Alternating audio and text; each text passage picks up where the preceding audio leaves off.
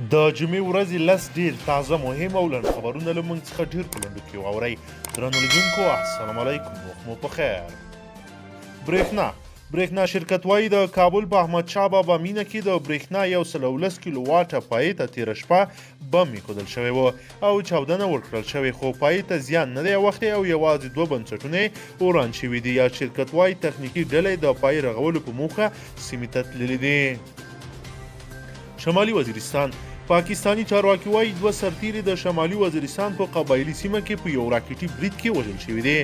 امنیتي چارواکي ویلي نامعلومو برید کوونکو پرون میرالي سیمې ته نږدې په یو امنیتي پوسته 2 توغندي ویشتل.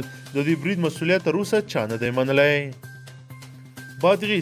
د بادغیس ولایت بالامرغاب ولسوالۍ کې د 2 قومونو ترمنځ په وسلواله نښته کې شاوخوا 28 کسانو ته مرګ ژوبله اوښتې چې د ولسي جرګې د غړي ضیا قاضي مشر زوی هم په وژل شویو کسانو کې ده.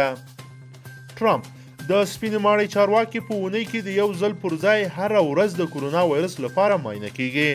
د ورځنۍ معاینې دغه بهیر وروسته له هغه پیل شو کله چې ولسمشر ډونالډ ټرمپ ته یو نږدې کس چې هغه ته خواړه برابروي ناروغ شوی او د کورونا ټیسټ یې مثبت و. د ولسمشر مرستیال مایک پینس هم ویلي چې د یو ولسمشر ټرمپ به تر دې وروسته هره ورځ د کورونا لپاره کتل کیږي.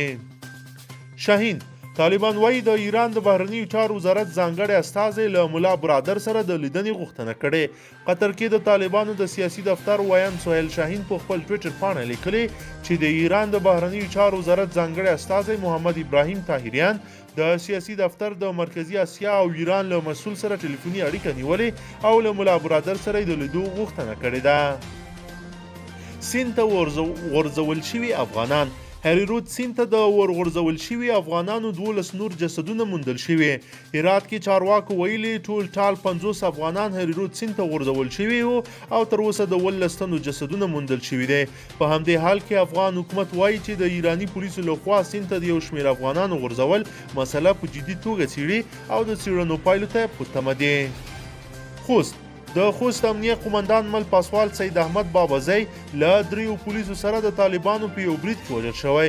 د خوست والی حلیم فدایي وایي چې یاده پیښه د عملیات پر مهال د نادر شاه کوټ ولسوالۍ اړوند په زنځلخیلو سیمه کې شوې ده. امریکا له افغانستان، کولمبیا او منګولیا هیوادونو سره د کورونا ضد مبارزې برخه کې 10 میلیونه ډالر مالی مرسته کړې ده. د امریکا د بهرنیو چارو وزارت لخوا په یو خپره شوي خبرپاڼه کې راغلي دا مرسته د امریکا د نړیوالو پرمختیایي ادارې لخوا ترسره کیږي.